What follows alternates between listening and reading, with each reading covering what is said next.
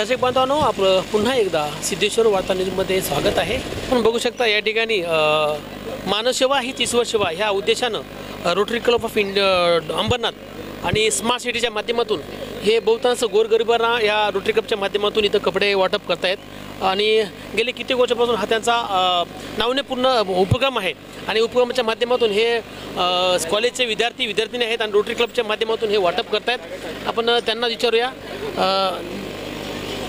दादा कसं वाटतंय आज कपडे घेत आहेत का, काय बोलाल?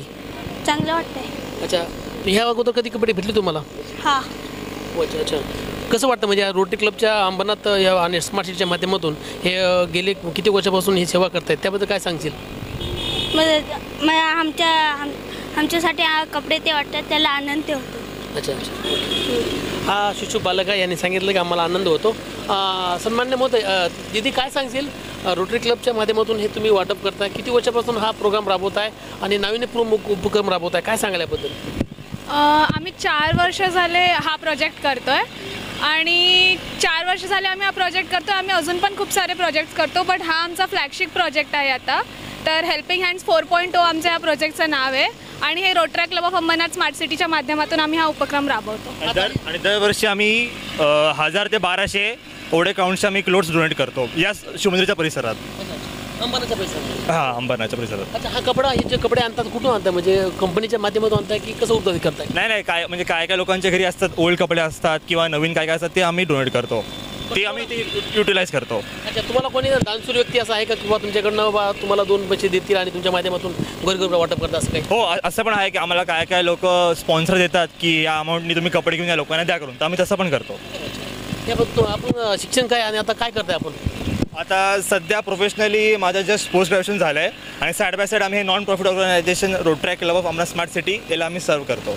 Service to man is service to God या माध्यमातून तुम्ही काम करताय, पण तो कसं वाटतं तुम्हाला?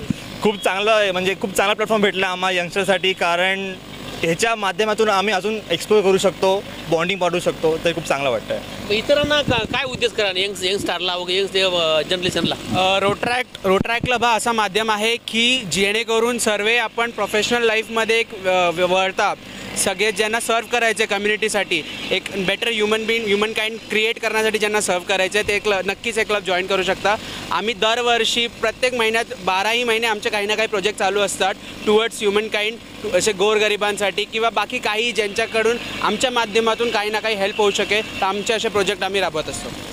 पण इतरांना तुम्ही आव्हान कराल का की तुम्हाला काय डोनेट करायचं असेल काही असं काही आव्हान? नक्कीच, जर तुम्हाला काही डोनेशन वगैरे जर नक्की करायचं असेल तर तुम्ही नक्की आम्हाला कॉन्टॅक्ट करू शकता। आम्ही तुमच्या माध्यमातून, काही लोक असतात त्यांना डोनेट करायचं असेल पण त्यांना वेळ नसतो, तर नक्कीच तुमच्या माध्यमातून तुमच्यातर्फे आम्ही करू शकतो, आम्ही नक्कीच करू।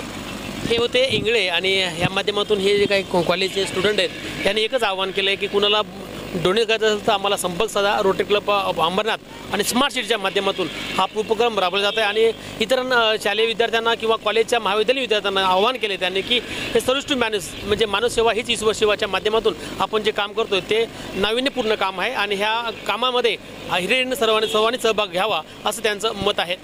कॅमेरामॅन सचिन सोबत मी बालासाहेब कांबळे, सिद्धेश्वर वार्ता न्यूज, अंबरनाथ।